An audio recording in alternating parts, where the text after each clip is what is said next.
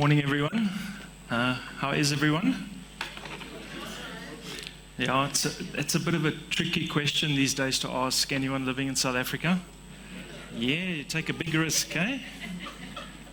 Actually bumped into an ex-colleague of mine. I hadn't seen her in like 5 or 7 years, and I asked her, I made the fatal mistake of asking her how she was, and through some held back tears, and 5 minutes later, she wiped away her, and she said, "But otherwise, Dan, are you well?"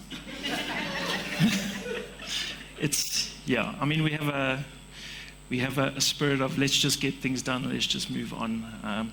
Also, Joburg is going through some things as well, So I apologize for anyone that's flying in to Joburg. It's not the norm, especially Cape Townians. Cape Townians have got very aggressive opinions about Johannesburg, And I apologize on behalf of Johannesburg. And final point, be nice to the people sitting next to you and around you at your table, because they could be our next mayor. You know what I mean?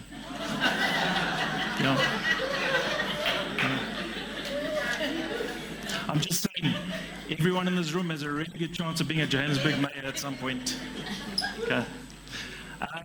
Jokes aside, my name is Daniel. I really appreciate the introduction, Shadrach. I'm unfortunately not a genius, but I'm very happy to work for a company that provides high-tech, leading tech, storage-based data solutions for the banking sector and other sectors.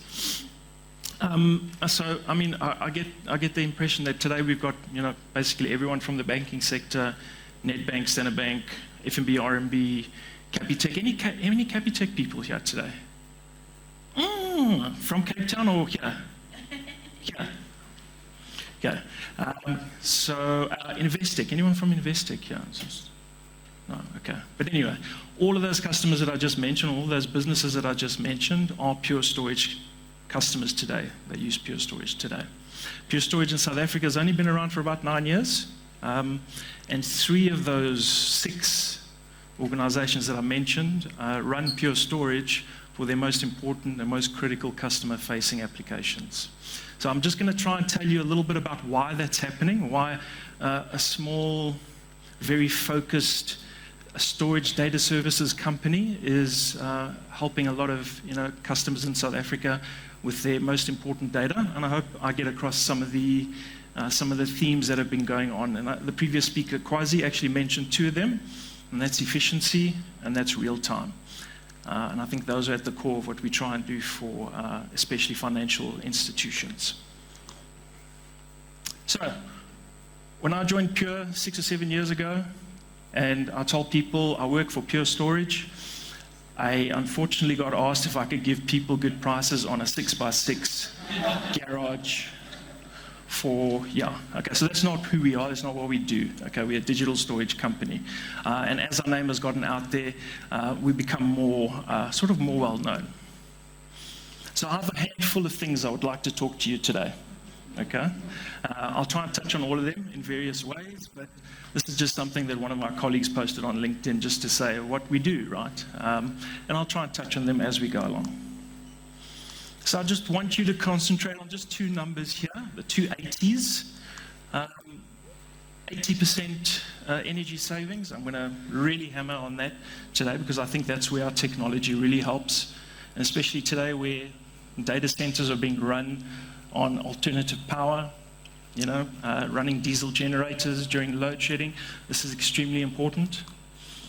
And then our Net Promoter Score. Just to simplify it, this is a score of how likely it is of our customers to actually go out and recommend Pure Storage to their colleagues. That can range from -100 to +100. Okay, so it's a very big range.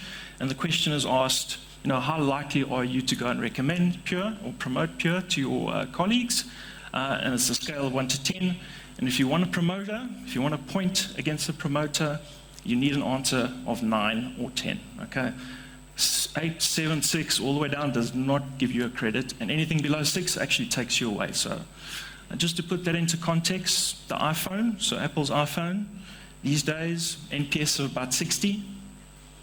and the storage industry in general, the digital storage industry in general, probably in the 30s somewhere. Okay, so Pure Storage has the highest NPS in the storage industry today.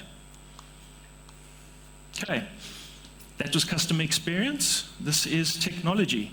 So everyone's quite familiar. If you've been in a corporate for a long time, you sometimes evaluate your vendors using a magic quadrant of some sort. Pure has been a leader in the Magic Quadrant for, more than 10 years, 9 years. We've always been on that top right-hand corner, but for the last 3 years, we've been an outright leader. Okay, so we're furthest to the right, and we're the highest in the score. So we have the most mature vision, or the most mature completeness of vision, and we have an improving year-on-year ability to execute as well on that vision. So we're very, very proud of that. As you can see, we compete with giants, right? We compete with sort of niche storage technology vendors such as NetApp, and full stack vendors as well, such as HP, IBM, etc. So we're very proud of that, and we're going to continue to progress and bring data storage technologies to the market that our customers require and need. So there we are over there, if you can't see it in the back. One of the key things we do, it's got nothing to do with technology. It's something that we call our evergreen business model. So everyone that's worked in a corporate environment and has maybe been involved in procurement or IT or any sort of life cycle management understands that when you buy something, it goes end of life, you have to replace it, you have to move on to the next greatest thing, right?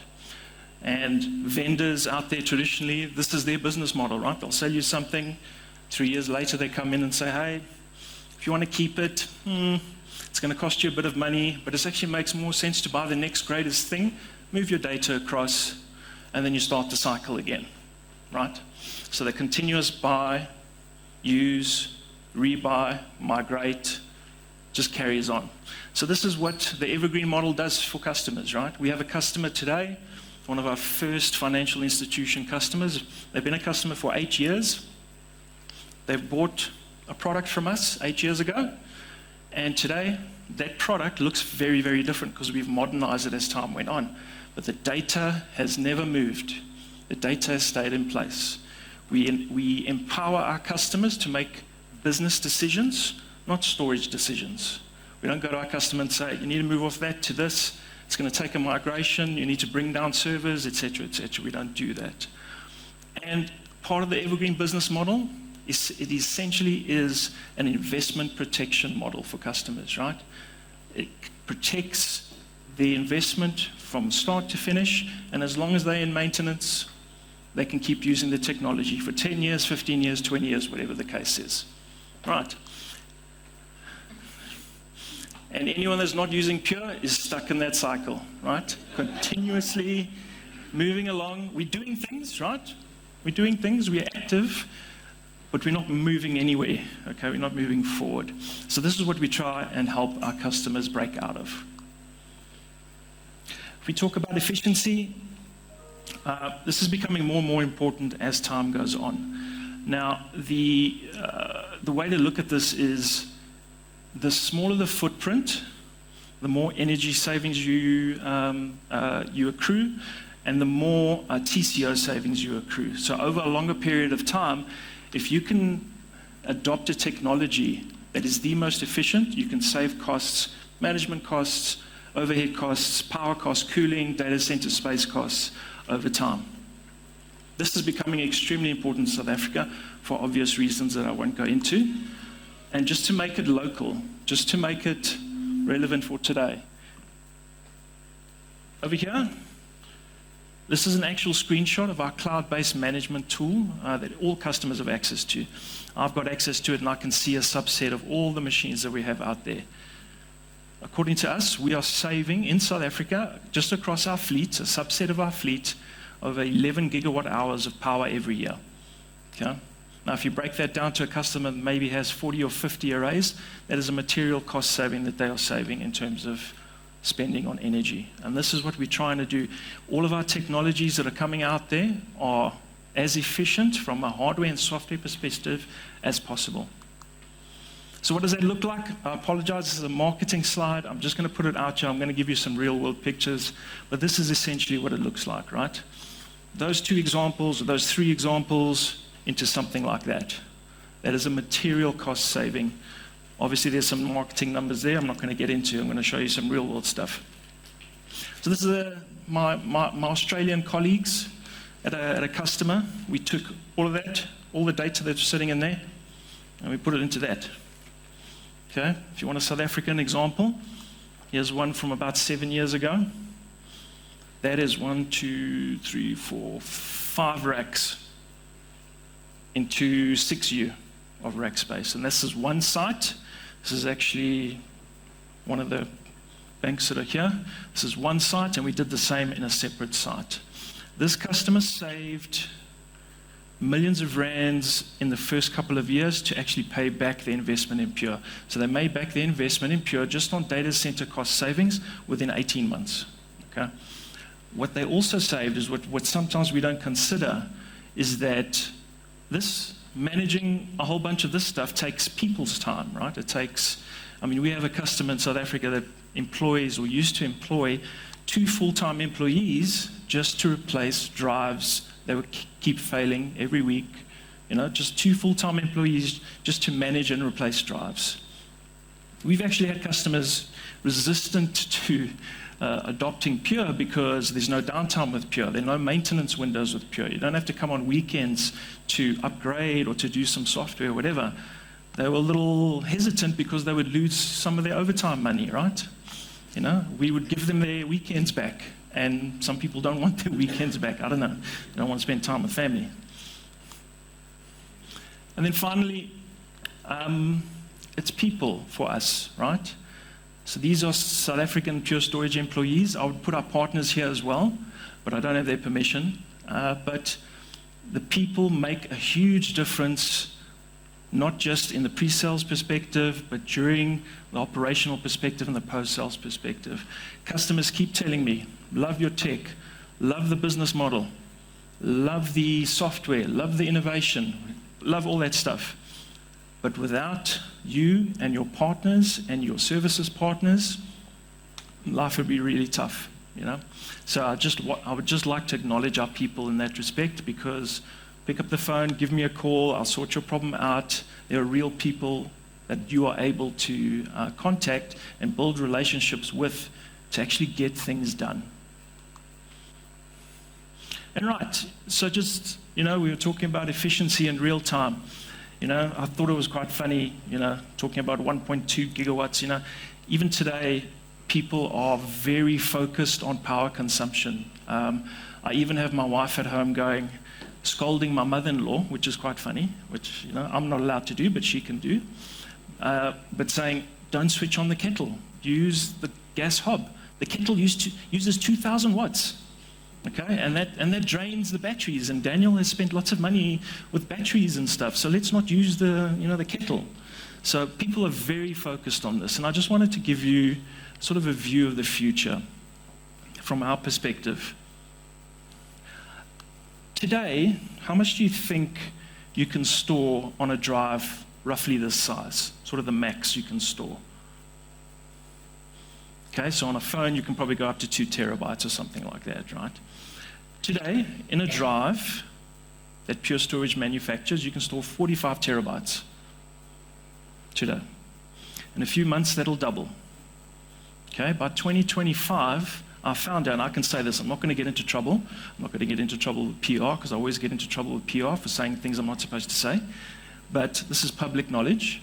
By 2025, Pure Storage will come out with a 300 terabyte drive.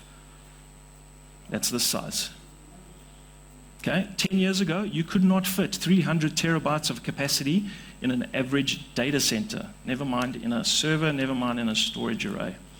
Okay, so those are the type of things we're doing, and doing something like that is extremely hard. Okay, there are other vendors out there, other manufacturers that sort of outsource or sort of, you know, they buy drives from other people, right? Samsung, Kioxia, Micron, or whatever. They take those drives, they sprinkle a little bit of software on it, maybe put a little bit more hardware on it and they put it into their products, right? Nothing wrong with that, nothing wrong with that. But if you're looking for efficiency, you need density. You need to talk about terabytes per watt, gigabytes per watt. How much capacity can you power with the least amount of power, with the least amount of energy? And we are not the only ones thinking about this. Today, a lot of the IT trends that we see out there and the direction of where IT is going, or enterprise IT, is sort of dictated by the hyperscalers, right? AWS, Azure, Google, and others. So in the next few years, you're going to start seeing a change in them. They're going to start going from this sort of hyper growth, extremely fast growth in terms of revenue, in terms of bringing customers into public clouds, and they're going to start to settle down. They're going to start to, not flatline, but plateau, where growth is going to slow down. And the first thing that they're going to go and do